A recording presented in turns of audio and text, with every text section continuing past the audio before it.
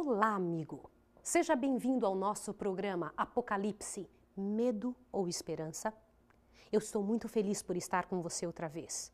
Temos aberto a Bíblia tantas vezes e não será diferente dessa vez. Ao abrirmos a Palavra de Deus, vamos pedir primeiro a unção do Espírito Santo do Senhor, para que Ele nos ensine, Ele é o nosso professor, para que nos faça compreender esse assunto tão complexo de hoje, as 7 trombetas de Deus. Vamos orar agora? Vamos pedir a bênção de Deus? Eu vou orar com você. Misericordioso Deus e Pai, bendito seja o Teu nome, Senhor, pela graça, pelo poder do Senhor Jesus Cristo e pela maravilhosa maneira como o Senhor tem nos revelado o futuro. Abençoa, Senhor, essa pessoa que está do outro lado para que tome decisão, para que ela pense ali ao ouvir este programa e para que ela, no final desse programa, entenda que o Senhor é um Deus de amor que só fere para salvar. Em nome do Senhor Jesus. Amém. O soar da 7ª trombeta.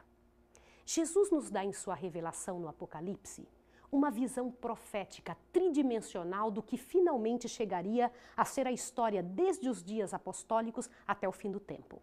Por exemplo, você vê que no Apocalipse mostra uma quantidade grande de setes, as 7 trombetas, os 7 selos, as 7 igrejas. A profecia das 7 igrejas nos revela a história religiosa da era cristã, salientando as suas faltas e prometendo galardão aos vencedores. Nesta profecia, Deus destaca seu interesse e amor por seu povo. Os 7 selos profetizam a história social da era cristã, expondo especialmente o triste processo da apostasia. Também se apresenta a Deus controlando a história, dando fim à dor e dando fim ao sofrimento. Porque Deus é assim. Toda vez que Deus se envolve com a humanidade, é sempre para melhorar a humanidade. As 7 trombetas, no entanto, pintam a história militar, a história bélica, que ocorreria na era cristã em relação com a igreja. Agora, eu gostaria de comentar com você algo interessante. Aonde estão as 7 trombetas? Abra sua Bíblia comigo, em Apocalipse 8. Ao você abrir a sua Bíblia em Apocalipse 8, você vai encontrar Apocalipse 8 e 9, traz a descrição das 7 trombetas. Só que antes de nós começarmos a estudá-las, eu preciso detalhar com você uma coisa.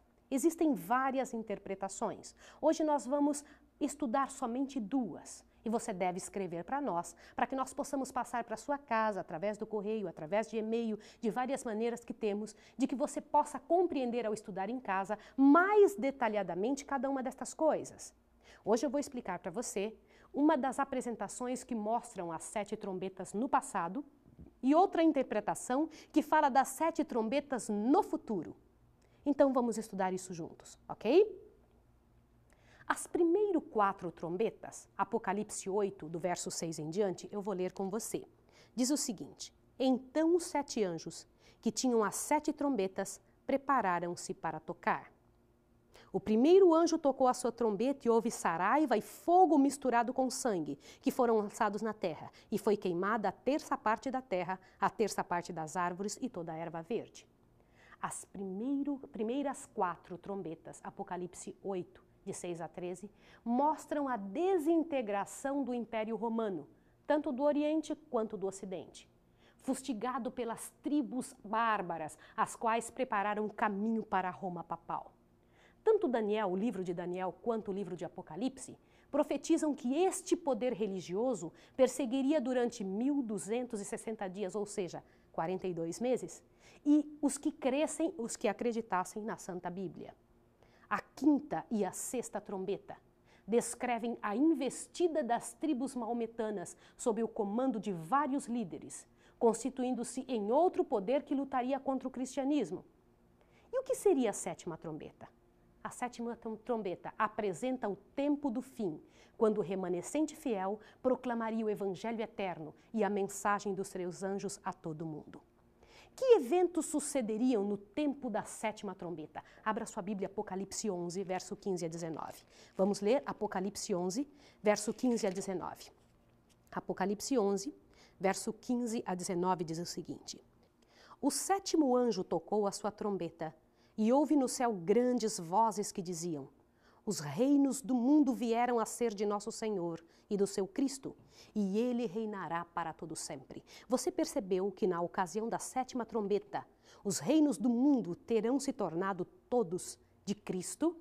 Porque agora, hoje em dia, os reinos do mundo não são de Jesus, pertencem a outro reino. Para todo sempre ele reinaria, as nações estariam iradas. E ainda a Bíblia diz, chegou, porém, o tempo da tua ira, o tempo determinado para serem julgados os mortos, o tempo para dares recompensa aos profetas teus servos, e aos santos, e aos que temem o teu nome, e tempo para destruírem os que destroem a terra. E o interessante é que aqui nesse texto, dá uma olhadinha, o verso 19 do capítulo 11, diz assim, abriu-se no céu o templo de Deus, e a arca da sua aliança foi vista no seu santuário. E houve relâmpagos, vozes e trovões e terremotos e uma grande chuva de pedras. As palavras de João, no sentido de que abriu-se o santuário de Deus, que se acha no céu, que eu acabei de ler, e que foi vista a arca da aliança no seu santuário, descrevem o lugar santíssimo, pois era ali que a arca estava, em sua imagem terrestre. Foi ali que Jesus entrou ao ascender aos céus, pois é ali que se encontra o trono de Deus. Isso está escrito em Apocalipse 3, capítulo 21. Quando Cristo sair do lugar santíssimo, terão terminado o juízo de selamento, sua obra mediadora e o tempo da graça, e terão lugar as bodas do Cordeiro. Em realidade, no Apocalipse se fala de duas ceias. Uma é a ceia de Deus, que se refere ao castigo dos ímpios, e a outra é a ceia do Cordeiro, que se refere à recompensa dos fiéis. Que conotação tem a grande ceia das aves, convocada por Deus, para aqueles que recusaram a graça salvadora de Cristo? Abra sua Bíblia em Apocalipse 19, verso 11 a 21. Veja Apocalipse 19, vem explicando esta ceia de Deus. Apocalipse 19, verso 11 a 21. Vamos ler junto comigo? Eu faço questão que você procure, porque isso é muito importante que você entenda também. Veja bem. Vi o céu aberto, e apareceu um cavalo branco. E o seu cavaleiro chama-se Fiel e Verdadeiro, e julga e peleja com justiça. Os seus olhos eram como chama de fogo, e sobre sua cabeça havia muitos diademas. Ele tinha um nome escrito que ninguém sabia senão ele mesmo. Estava vestido com um manto salpicado de sangue, e o nome pelo qual se chama é o Verbo de Deus. Este é o próprio Jesus. Seguiam-no os exércitos que estão no céu em cavalos brancos e vestido de linho fino, branco e puro. Da sua boca saiu uma espada afiada para ferir com ela as nações. Ele as regerá com vara de ferro. Ele mesmo é que pisa o lagar do vinho do furor da ira do Deus Todo-Poderoso. Agora preste atenção no verso 16 em diante.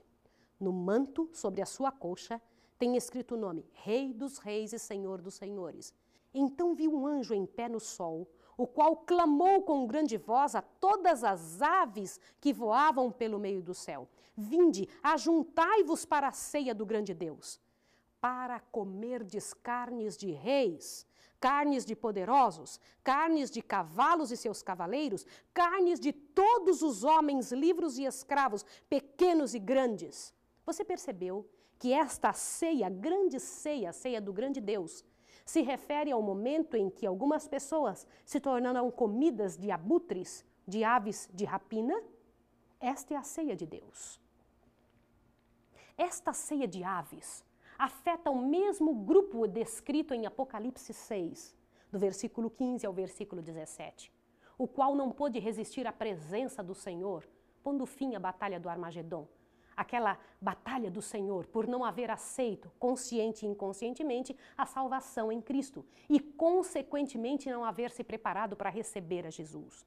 No final do milênio, serão destruídos definitivamente após ressuscitarem pela segunda morte, que será a morte eterna. E as bodas do Cordeiro? O que vem a ser as bodas do Cordeiro? Quem é a noiva com quem o Cordeiro se casará? Apocalipse 21, 9. Aí mesmo, vira a página da sua Bíblia. Apocalipse 21, 9 diz: Então veio um dos 7 anjos, que tinham as 7 taças cheias das últimas 7 pragas, e me disse: Vem, mostrar-te-ei a noiva, a esposa do Cordeiro. Continua lendo. E levou-me em espírito a um grande alto monte, e mostrou-me a grande cidade, a Santa Jerusalém, que descia do céu da parte de Deus. E veja aqui em Apocalipse 19, versos 7 e 8, onde diz o seguinte: regozijemo-nos e exultemos e demos-lhe glória, pois são chegadas as bodas do Cordeiro, e já sua noiva se aprontou. Veja o que mais no verso 8. Foi-lhe dado que se vestisse de linho fino, resplandecente e puro. O linho fino são os atos de justiça dos santos. Interessante, a referência aqui não é ao edifício ou à placa de igreja, pois o Apocalipse 19, 7 e 8 fala das pessoas justificadas pelo Senhor e que vivem em harmonia com a vontade de Deus. Quando foi que se manifestou o interesse de Cristo por sua igreja? Efésios, capítulo 4, verso 1. Ali diz claramente para nós, desde quando Jesus tem interesse por sua igreja querida, qual é a época que ele começou a gostar dela. Eu gostaria que você imaginasse, que você pensasse no momento de um namoro. Efésios, capítulo 1, verso 4, diz o seguinte: pois nos elegeu nele antes da fundação do mundo, para sermos santos e irrepreensíveis perante ele em amor. Quando se concretizou o compromisso matrimonial? Em Gálatas 4, verso 4, diz o seguinte: quando enviou o seu filho unigênito, nascido de mulher, nascido sob a lei. Veja que coisa interessante. E Oséias, capítulo 2, verso 16, diz o seguinte: naquele dia, diz o Senhor, me chamarás meu marido, mas não me chamarás então mais meu mestre. Veja que coisa interessante. Em Cristo fomos escolhidos desde a eternidade. Durante os tempos do Velho Testamento, as bodas foram anunciadas. Mas foi quando Jesus encarnou, se concretizou então o compromisso com sua igreja. Qual foi o dote que nosso Senhor Jesus Cristo pagou por ter o direito de receber sua igreja, que está nas mãos de Satanás desde o Éden? Quando foi que ele teve o direito de recebê-la como esposa? Vai para a sua Bíblia em 1 Pedro, ali um pouquinho antes de Apocalipse, 1 Pedro capítulo 1, verso 18 a 19. Eu quero ler com você, 1 Pedro capítulo 1, verso 18 e 19. Sabendo que não foi com coisas corruptíveis como prata ou ouro que fostes resgatados da vossa vã maneira de viver, a qual por tradição recebeste dos vossos pais, mas com o precioso sangue de Cristo, como de um cordeiro sem defeito e sem mácula. Qual foi o preço? O preço foi o sangue de nosso Senhor Jesus Cristo. Meu amigo, minha amiga, o Senhor Deus tem mais, muito mais para nos dar. O preço que ele pagou por mim e por você era impagável pela raça humana. Ser humano algum teria poder, condição, dinheiro, posses ou bens que pudesse pagar a dívida. Era muito alta. Portanto, o Senhor Deus resolveu dar de graça para nós. Por isso é pela graça. Mas para Deus custou um preço terrível. Custou a morte do Filho de Deus. A morte de um Deus. Deus encarnou, se transformou em homem, se transformou em gente por causa da sua e da minha salvação. E ofereceu então a vida do seu Filho no lugar da nossa morte. E este oferecimento trouxe a salvação que hoje você e eu podemos aceitar ou então não aceitar. Qual é a sua resposta? Mas eu lhe disse que eu haveria de comentar a respeito a outro tipo de interpretação que as trombetas possuem. Abra sua Bíblia comigo em Apocalipse capítulo 8. Veja que coisa séria. Uma das interpretações diz que estas trombetas falam de um tempo em que estes acontecimentos simbolicamente já aconteceram no passado. Outra interpretação mostra estas mesmas trombetas para o futuro, um pouco antes do fechamento da porta da graça nesta terra. E eu gostaria que você prestasse atenção nisso agora. Veja bem que coisa interessante. Elas começam sua descrição, Apocalipse capítulo 8, o verso 7 em diante. Eu vou ler com você. Se nós pegarmos isso de forma literal, não simbólica, você vai encontrar o que vamos ler aqui agora. Veja que interessante. O primeiro anjo tocou a sua trombeta, e houve saraiva e fogo misturado com sangue, que foram lançados na terra. Foi queimada a terça parte da terra, a terça parte das árvores e toda árvore verde. Eu vou comentar uma coisa com você. Você sabia que Deus tem duas maneiras de fazer chegar na terra, sua maneira de se fazer conhecer? A primeira é quando Deus age de forma direta, outra quando Deus age de forma indireta. A forma direta é quando Ele mesmo faz alguma coisa, quando Ele toma nas mãos aquilo que Ele tem direito de fazer, quando Ele toma a justiça em suas mãos. E Ele faz com que os seres humanos recebam aquilo que estão sempre procurando, aquilo pelo qual estão buscando, que são problemas, dificuldades. Lembre-se que é Deus sempre que tem ido atrás dos seres humanos, tem ido atrás dos seus filhos e buscado as pessoas. A outra maneira que Deus age é a forma indireta. É quando Ele age permitindo que Satanás venha agir.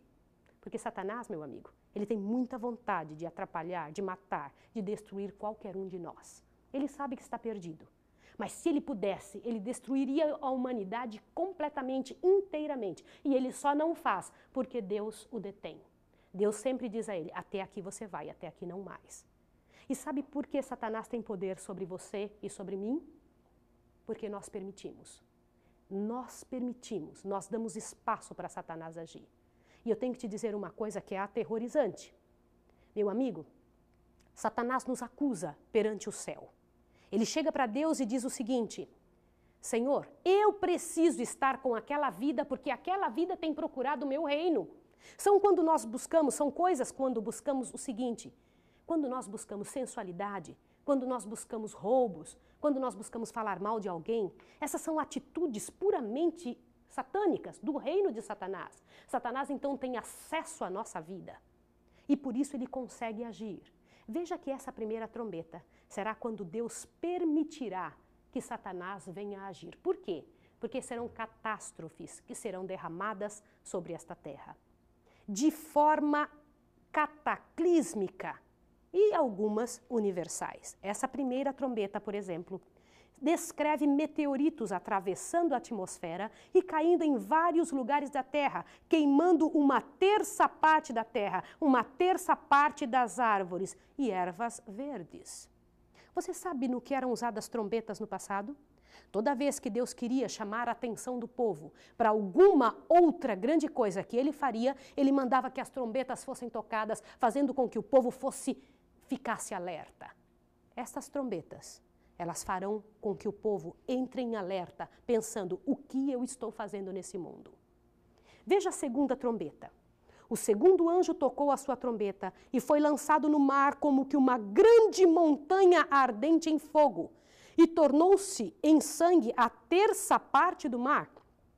E morreu a terça parte das criaturas viventes que havia no mar, e foi destruída a terça parte dos navios. Você conseguiu perceber? Essa segunda trombeta mostra um meteoro vindo e caindo em algum dos mares do mundo e criando ondas imensas, tão grandes, destruindo tudo que viesse pela frente. Você consegue perceber tsunamis aqui? Queridos, quando Satanás age, este mundo sofre imensamente. Todas as vezes que Satanás fez alguma coisa, você se lembra da história de Jó? Você se lembra o que ele foi capaz de fazer? E ele usou o que mesmo? Não foram as forças da natureza? Satanás tem estudado articulosamente as forças da natureza. Ele tem 6.000 anos de estudo. Aliás, ele é o maior psicólogo que se tem notícia, o maior biólogo que esse mundo já viu. E não existe cientista nesse mundo que entenda 1/3 do que Satanás conhece. E eu gostaria que você estivesse observando estas coisas também. Veja agora a terceira trombeta. Observe junto comigo. Está no verso 10 em diante. O terceiro anjo tocou a sua trombeta e caiu do céu uma grande estrela, ardente como uma tocha, e caiu sobre a terça parte dos rios e sobre a fonte das águas. Veja que são manifestações do céu. O nome da estrela era absinto. Essa palavra absinto significa coisa amarga. Significa algo que se torna infeccioso. Veja bem, a terça parte das águas tornou-se em absinto, envenenada, e muitos homens morreram das águas que se tornaram amargas. Você compreendeu o que é isso? Imagine os canais aquíferos, tudo aquilo que existe no solo da terra, material radioativo, no momento em que caírem catástrofes como estas, e então não tivermos mais água potável para beber, Veja a próxima, do verso 12 em diante.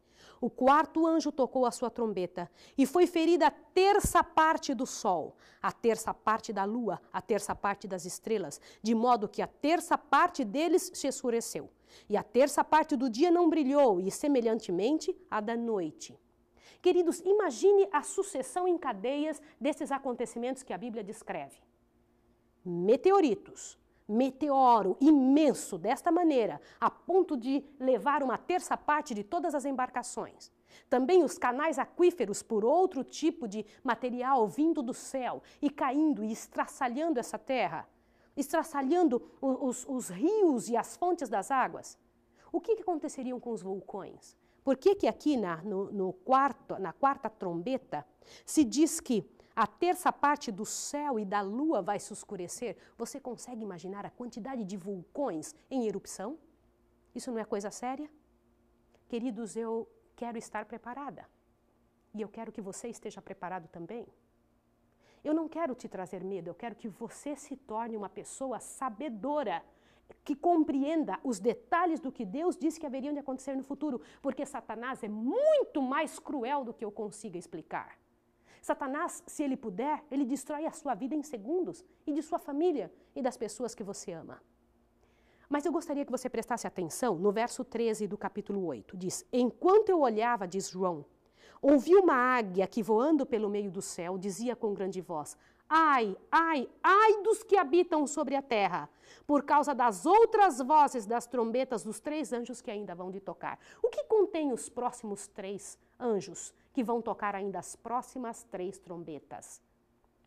Vamos ler junto comigo. Começa em Apocalipse 9, verso 1. Isto é realmente impressionante. Eu quero ler com você. O quinto anjo tocou a sua trombeta e viu uma estrela que do céu caía, e foi-lhe dado a chave do poço do abismo. Queridos, essa é uma coisa tão séria. Aqui vem dando a descrição do momento em que Satanás vai tentar imitar a volta de Jesus. Você sabia que o maior desejo de Satanás era ser Jesus Cristo? Ele quer ser adorado como Jesus Cristo.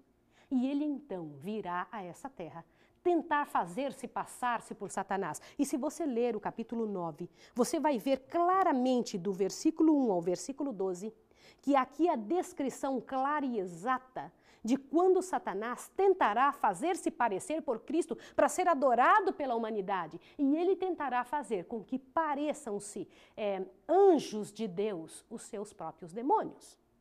E o pior de tudo, e que nessa ocasião ele tentará fazer com que aceitem a ele e adorem a ele até mesmo os ateus. Porque aqui no verso 4 diz o seguinte, foi-lhe dito que não causassem dano à erva, nem à terra, nem à verdura alguma, mas somente aos homens que não têm na sua testa o selo de Deus. Veja que isso é durante o selamento. Mais um detalhe, a 6ª trombeta, e eu preciso passar rapidamente ela com você. Aqui é mostrado, o 6º anjo tocou a sua trombeta e ouviu uma voz que vinha das 4 pontas do altar de ouro que estava diante de Deus. É o verso 13 em diante do capítulo 9.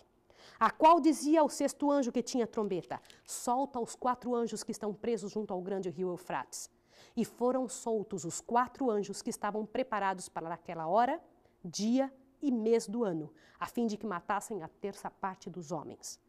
O número dos exércitos dos cavaleiros era 200 milhões, e ouvi o número deles. E aqui é descrito uma guerra bélica.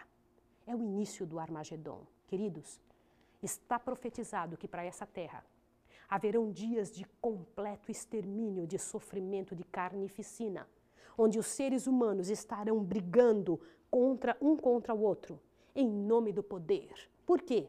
Porque se afastaram da lei de Deus, aquela que traz alegria, que traz salvação. Meu querido, minha querida, entre em contato conosco. Fale conosco a respeito desses assuntos. Há muitas coisas que você e eu precisamos saber. Há muitas coisas que nós precisamos compreender. E você foi chamado para ser vencedor, não um perdedor. Você foi chamado para ter a vitória em nome do Senhor Jesus Cristo. Você foi chamado para estar no meio do povo que vence, do lado das pessoas que foram chamadas para serem vitoriosas e não para morrer. Você não foi feito para morrer. E o desejo do nosso Deus para você é este, que você seja aquele para o qual Deus pensou, planejou, uma terra de eterna felicidade. Eu gostaria de orar com você. Não perca o nosso próximo estudo, onde eu explicarei com mais detalhes todas as coisas que Deus espera dos filhos deles nessa terra, até que Ele volte. Eu gostaria de orar com você e com a sua família agora. Vamos orar? Misericordioso Deus e Pai que estás nos céus, bendito, glorioso, santíssimo seja o teu nome. Quero te agradecer porque o Senhor não nos esconde o futuro. E o Senhor deseja que os seus filhos entendam e saibam qual é a sua vontade e como estarem preparados para o dia que Jesus Cristo vai voltar. Abençoa essa pessoa que está do outro lado, Senhor Deus, que está ali em sua casa estudando e abrindo a Bíblia. Queira fazer com que ela possa compreender que dias difíceis virão, mas que o Senhor prometeu que jamais nos deixaria.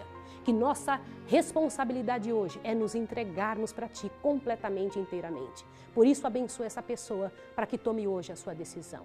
Em nome do Senhor Jesus, que está no lugar santíssimo do santuário celestial, nós oramos e agradecemos. Amém. Até o nosso próximo estudo.